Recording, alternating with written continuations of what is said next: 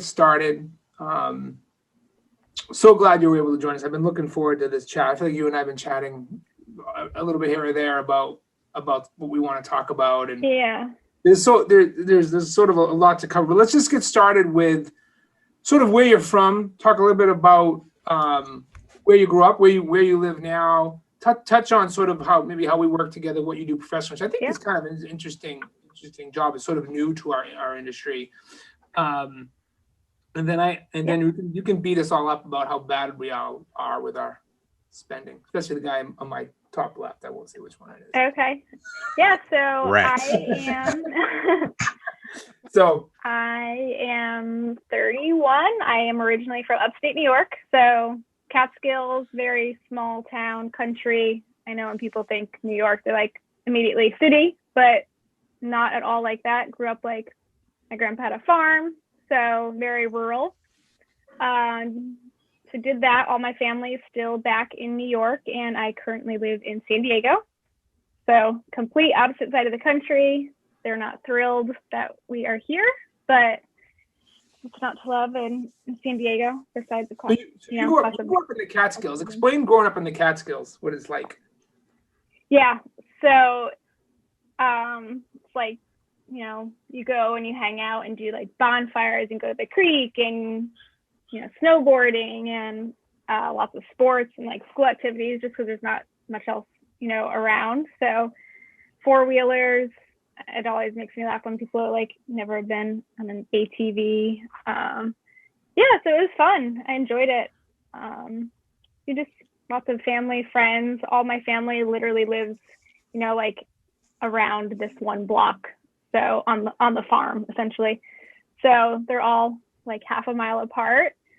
So we would, ride 4-wheelers to each other's homes, and it was fun.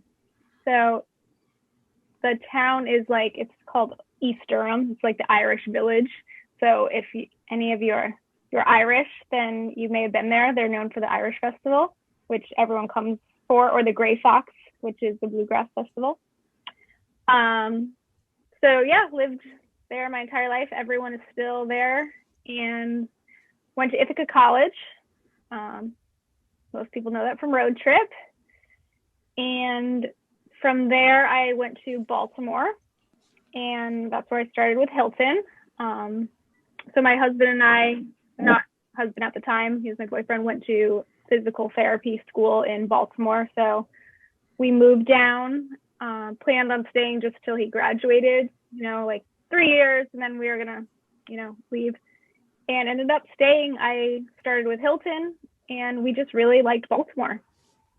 I think it gets a bad rep a little bit, but once you live there and you kind of know the people and the places, it's a really great city. So we did that, and then ended up, moving out west to California, and here we are. How did you get involved in like event management and with the hotels and everything that you do with that? So I had gone to school for either, my focus was public relations or event management. And I had actually I studied abroad in London, and I did a PR internship in like a small fashion agency, and I hated it. It was terrible.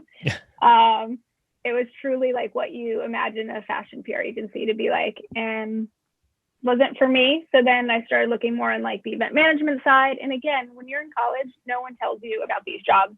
Like no one told me about hotels. No one told me about like sales and hotels and events. So then getting out of school, I was like, what am I going to do? And I was actually waitressing at a restaurant in Baltimore, because moving down, we kind of just moved, didn't have, a real plan. I didn't have a job. So started waitressing, and then saw the Hilton posting, and I started as an event coordinator. So that's pretty much like your entry level. And from there, you can kind of figure out where you want to go. But yeah, I ended up loving it. And from there, just kind of like progressed my way. So, event coordinator, and then you become like an event services manager, which is where you're servicing all the groups. And I mean, hours are absolutely crazy. Right. It's truly like what you would imagine too for events. You know, it's like 6 a.m. breakfast, 10 p.m. reception, your phone's ringing like in your sleep. So I did that, and I was waitressing at the time. So oh, wow. I was doing my like regular, 8:30 to 5 as an event coordinator job, then going over, I'd ride my bike through the harbor and go to the restaurant and then work from 6 to 11. Just because, waitressing, that cash is so good. Yeah. It's so hard to get away from. So I did that, and I was like, I'll quit the waitressing job because I have a real 9 to 5, and I just couldn't do it because I was making good money and it was hard. So, and again, this goes back to all those student loans we had. So it was like trying to just, make as much as possible. So then from there, I did event manager, and then I always said events is really great and you love it until you just hate it. It just is grueling, and Brian, this, it's just exhausting sometimes. So that was when I transferred over to the sales side, but it was great as I was doing it, for sure. So Jeanna, at what point, so as you talked about when you were going from the Catskills to Maryland, obviously to where you are now, when within that sequence did you guys finally realize that you had this debt and you needed to sort of to put a plan together to defeat it? Yeah, so it wasn't until we were in Baltimore for a few years because he was about to graduate. So we were there for about 3 years at that point, and he was, getting ready to graduate, look for a job. And that's when we really sat down and looked at his student loans, because, they're there, but you're not ready to pay them yet because you can defer them. And, not until you're graduated are you forced to pay them. So it was at that point when we started to look, and we, you don't ever know the true number because you've got a loan over here and you've got this one and all these, you've got 5 separate banks. And so not until that point did we gather all the information, and then we saw like the true number, and it was shocking. It just brings you back to reality, and you're like, how am I ever gonna get through this? So yeah, it's frightening. And the thing is, every one of my friends was in the same position, because all of our friends were, in the same school, and everyone's graduating with, $200,000 in student loans, some more. And it's just amazing to see that that's what's happening, and no one like realizes it until they're at their end and they realize that, hey, I have to pay all this back. I think it's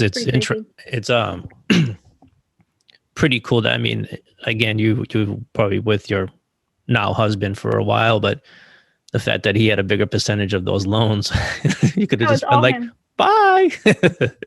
No, that actually, so when we first met with the financial advisor who we got connected with, that was what he said to me. He's like, are you sure you want to, like we weren't even, I don't even think we were engaged at the time. I'm not sure if we were. Oh, and wow. He's like, do you want to take this on? And he was like trying to like get me to get rid of him. And we also had recently gotten a dog, and they wanted us to get rid of our dog. They're like, that's a big finance. I'm like, I'm not getting rid of my dog. Yeah, they weren't messing around. That's awesome. That's really cool that get rid of your dog. No, the fact that still have her. No, the fact that that says a lot. I'm sure that said a lot to him, and I'm sure he appreciates that to this day. Yeah, and and I can talk about this more too, but Brian and I have as well. But upon getting married, we do marriage counseling like with the church and the pastor, and actually finances are the number one thing that people end up getting divorced over, because it's such a part of your life, and right. It's like the stresses of your life, and being connected and on the same level with that just makes your whole relationship and future, like everyone's on the same page. So it's good. It's really great for everyone. Yeah, no, it is. Now, so what at what point do you decide, okay, how am I going to tackle this? And when I tackle this, how am I going to show everyone else how I tackle this, so people can learn that this is how, we can you can actually get over this without getting too stressed out and thinking life is really essentially you're doomed. Right. And that was what I wanted to share with people, which is how I ended up writing this book, because initially you come into this and you're just so overwhelmed and you're like, there's no way, like, I'm not making a lot of money. I'm just graduated.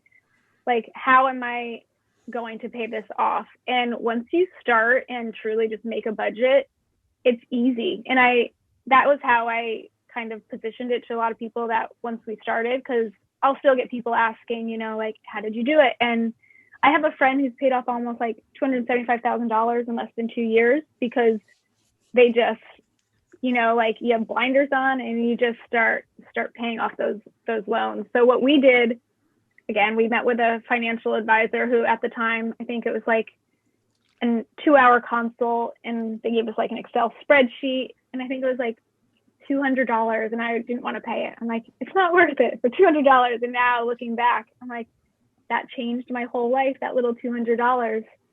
But what we did was, and I still do this, you literally just go through your day-to-day life and figure out what you're spending, because you don't realize the amount that you're spending probably per day or per month, because it's really based on a monthly budget, until you're tracking it. Like, that coffee that you got at Starbucks, or, you picked up something here, I'm eating out for lunch every day. And once you track all these and you can visually see all of your money going out, it makes you kind of take a step back and be like, oh, I can, if I just eliminate a few of these expenses, I can save, $1,000 a month in just like silly stuff, Right. And then really just having intention with your money and your finances, because that was my other concern. Like, I don't want to, just be miserable for, however many years I have to pay off these loans, but you kind of budget in what's important to you. And I always said, like, traveling is huge for me, and just, having that vacation to look forward to. So budgeting it throughout the year, by the time it comes, I've got a sum of money that I can put to that vacation. Or something like, I said I even probably spent not more, but I did more with my time because I had that money. So whereas, maybe I wouldn't go to the movies that month, I'm like, oh, I got money to, go to the movies because I put that away for that. So it's really just knowing where every dollar that you're going or that you're spending is going to. And it's motivating. At the end of the month, we would have this, huge sum of money left over that we were saving because we were living well beneath our means. And that money would go towards the loans. So it was fun at the end of every month, whereas most people would think, oh, I'm, putting $2,000, $3,000 towards loans. I was always excited because I'm like, oh, we got this much money and we're going to pay off this loan. So then you just start seeing them decrease. And it's so motivating once you start seeing those numbers just come down. I'm going to throw you a two-parter, so I'll apologize in advance. Not one statement and one question. So one, are you guys still following these kind of like guidelines after you've paid this off? So I would say for years we did. I would say the last year it's been a little bit loose. I had a baby. So again, have to rework it. Congrats. Thank you. But so each August is when our new budget starts. So I'm like, ooh, I still do it. I'm like, oh, got to start with our new budget. And it just kind of sets us up for the year to see what we have or maybe where we could have saved a little bit more. So I still do it. I wouldn't say it's as strict, but I know, what my monthly spend is in gas and groceries. I know pretty much every bill. So I still do it in that sense. And I would say that, like you don't like your cell phone bill and your energy and your water, all these different things. I know off the top of my head what I'm spending on. I'd say the only variance is probably my husband's golf, because he usually hides that from me. He's like staring at you right now with laser eyes. he uses his own bank account for that, and he doesn't let me see it. So those are the only small we'll have things. to have a conversation with Michael. Yeah. But otherwise, Dave Ramsey's gonna have to have a conversation. Yeah, I know. I think the going back to what we were talking about before, and I think it's important, but there's next steps is those real comment. Like you're talking about, you have a budget, right? You're following that, but there were other things that you guys had to hit on as a couple coming out at that, whatever age you were at. One was having that real discussion saying, hey, do you really want to take this on with him? Can you tell like some of the other steps that you guys like had to take? Maybe it's more important conversations that were had after that fact when you guys started going along.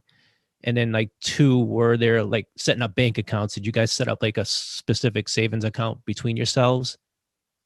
Yeah. So to this day, we still don't have a joint account. I don't know why. We have a credit card, which again, if you follow Dave Ramsey, he would say not to, but I don't agree with that because all my flights have been free because of it. But we did really look at our retirement funds together, and we're pretty much like maxing those out. So that was a step that after we paid everything off, we met with like a fiduciary just to kind of figure out what we're doing with our money. And that was a big change because like growing up, my family didn't ever look at, they were savers, but they are not, like, let's grow our money. Let's just, save it. I was one of those people that, had a box under my bed and I would just store my cash because I was always like that. But that was a big eye opener to, really see, okay, if you contribute this much every month, then in so many years, you're just gonna grow with all this compound interest. So that was a big learning lesson for us both, and kind of just sitting down and realizing, what we can do. I'd also say, again, this goes back to not everyone does this, but tithing. So, how much money we're going to give. And that became a really important part of our lives, and kind of just deciding where we wanted to place that. And I think that helped us a lot too, because again, looking at some of your income, you're like, I can't do this. I can't give this much. And then you do, and just like truly great things happen. And you're like, how you don't even realize that it's going out. So these were some of the things that I think really changed our lives and kind of our perspective on money. And it became not so much of a, like a need, I got to take all this money in, but it's just, living life and not focusing so much on, you don't want money to be the end all be all. And I think we've finally got to a point where we don't have that, which is nice. So, it seems like the approach, because you mentioned Dave Ramsey about with the credit card, and I know Brian brings him up quite a bit. And it seems like your approach is, okay, I'll take some of what he says, and, you put, you're not doing like a strict thing, because like you said, we were discussing beforehand with credit cards, you can use credit cards to your benefit. Yeah. And, so why not, take advantage of it? But what advice would you give someone who's deciding to go to a college and, looking at the tuition and saying, okay, how do we get you started now to start planning for your future? I know it's hard for people to look at it because they're young. Well, I don't really care, what's that. But at the end of the day, at the end of 4 years, if that's what you go, you could be looking at over 100,000, even more in student loan debt. So what advice would you give people? And basically they're saying, listen, you can still live life at the same time, not right. You need to be living like a hermit or whatever. You can still do things, but at the same time, finding a way to compromise and do both. Yeah. So I'll start with what you mentioned. Dave Ramsey was like that was our plan. So when I did start this, I was living that like super strict Dave Ramsey life just until we got the loans paid off. But it is, you take what works for you and kind of like mold it, because some of the things just aren't realistic for everyone. Like you mentioned, the credit cards and things like that. It's just why not, get all of my free flights. But for those that are going, just into school or into college, I would definitely, if I could go back and do it, I probably wouldn't do the 4-year private school type of thing, but, community college for 2 years alone, you wouldn't need a student loan. You wouldn't need any loans, you pay that off immediately. And really the goal is to never have to loan money unless even for a house, which is impossible to do in most places. But if you don't have the money and you don't have the cash, then essentially you don't get it. So for college, I would say, 2 years and you pay out of pocket. If you don't have it, maybe you just wait a year and work and get that money, to pay for those semesters. And then you go to a two-year school to get what your focus is on. Because for me personally, I don't think my degree, no matter where I got it, matters much. And again, that's my industry, but you don't really need a degree. I don't know if you would disagree, Brian, but you kind of just, you learn as you go, and it's relationships and hard work. So that is what I tell, my sister-in-law was in school going back and forth, and we're like, go to community school until you kind of learn and figure out what you want to do. And then you can also work on the side and pay for cash just as you go. Because if you have to take out a loan for anything, if you have to take out a loan for a car, you probably shouldn't have the car. That is truly how we live now. Like, if I don't have the money to buy a car, then I don't get the car. Or if I have $10,000, that's the car that I'm getting. So we have our listeners that are right now listening to the show, and they say, okay, so she paid off $175,000 in 30 months. And she did this Dave Ramsey thing. Who's this Dave Ramsey guy? So what would be a kind of your elevator speech to someone that was listening to say, okay, why would his strategy work versus someone else's? Yeah. His strategy to start is he does a snowball method, which means that you line up all your loans. Say you have 10 loans, you're paying off the smallest one first. And that's really it's all your mindset. So you pay off you say you have 10,000, you have 5,000, you have 2,000, you pay off the $2,000 loan first because you're seeing progress and you're like, okay, I can keep doing this. So that's the overall approach. But for the actual budgeting and for Dave Ramsey, I think a lot of people just don't know what they're spending or what their income is. So by doing the Dave Ramsey method, you're setting every dollar to a home, which is like the zero-based budgeting. So if my income, for the month is $2,000, I know where every dollar is going. And then I'm trying to find a way to kind of, save $500. So where am I going to save that money? And that was really our approach. So even now I go through and figure out maybe where I could save a little and take that extra money and put it towards what's important. Like, I know my husband's car is dying, so we're like, oh, we got to start saving for a car. So just finding, that money for each month, because we might not take it all at one time, but if I could save, $200 a month for that car in the future, that's how I'm going to do it. So what's the name of your book? My book is called The Debt-Free Scream.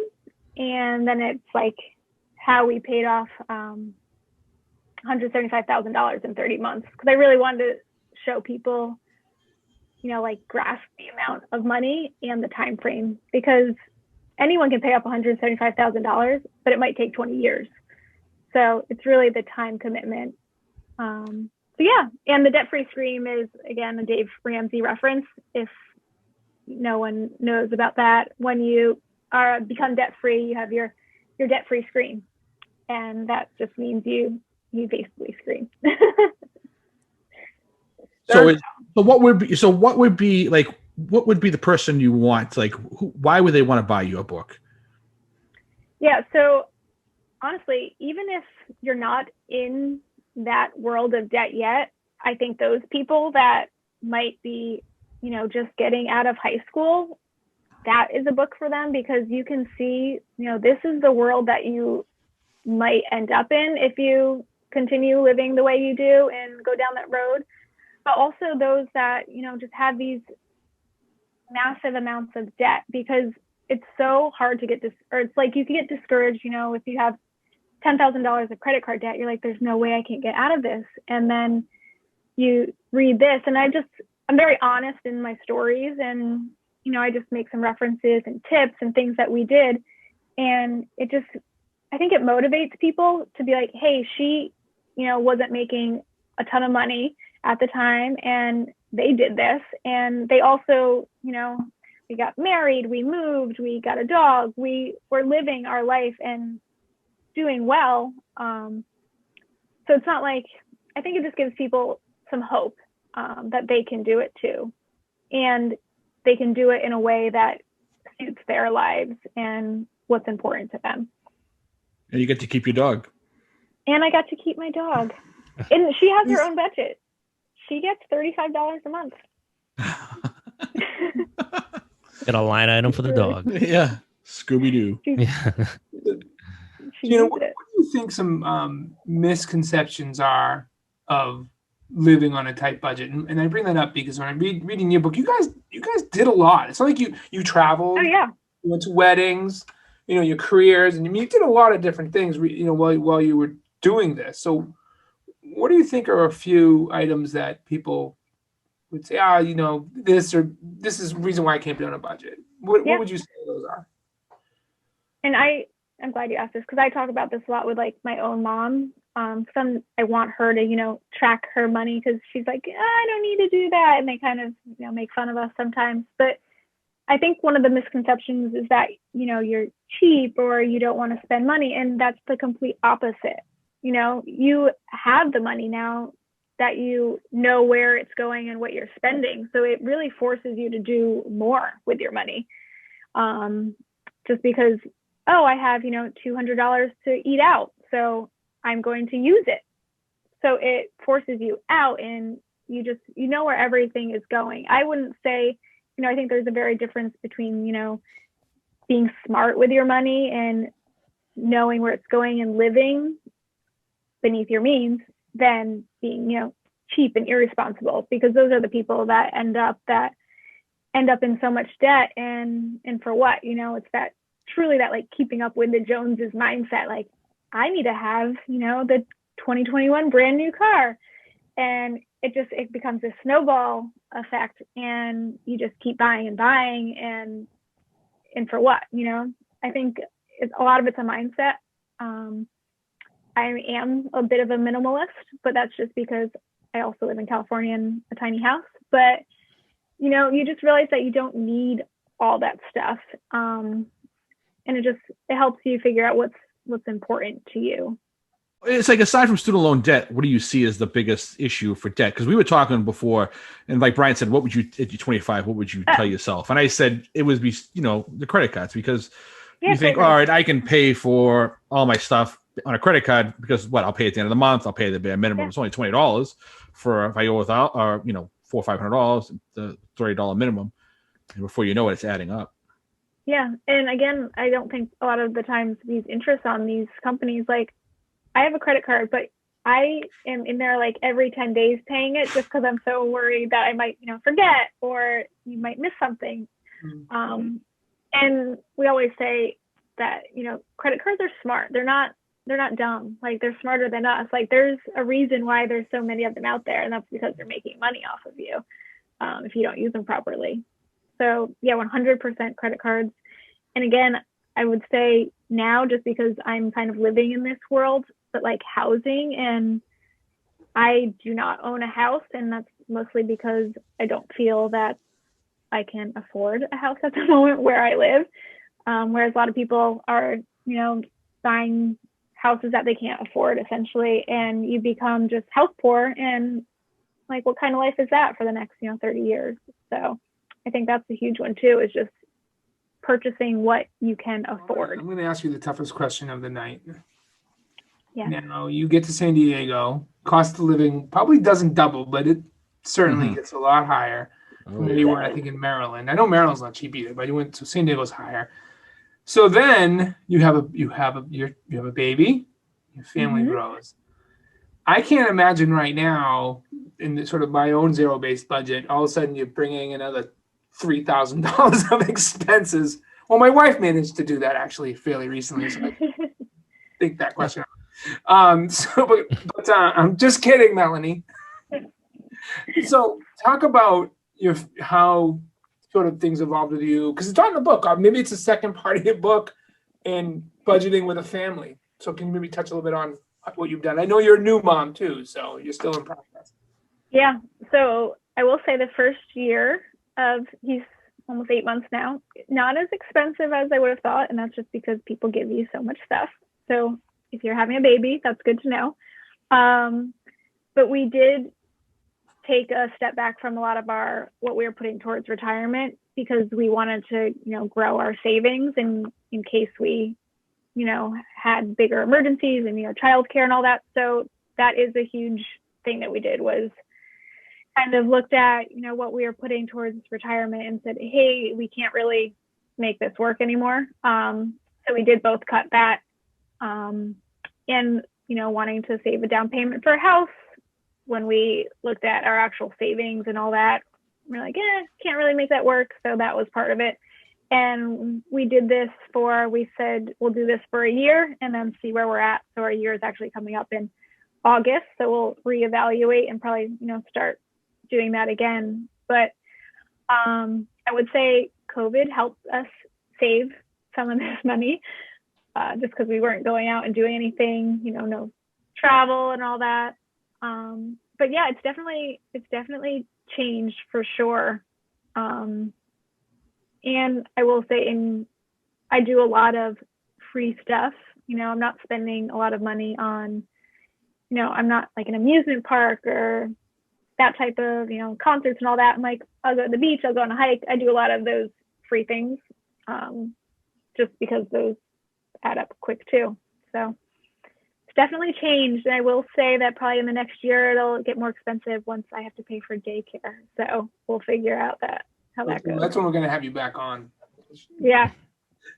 Yes. Yeah. So don't pay for a gym membership anymore. Cut that out. So it's just it's small things, they really do add up.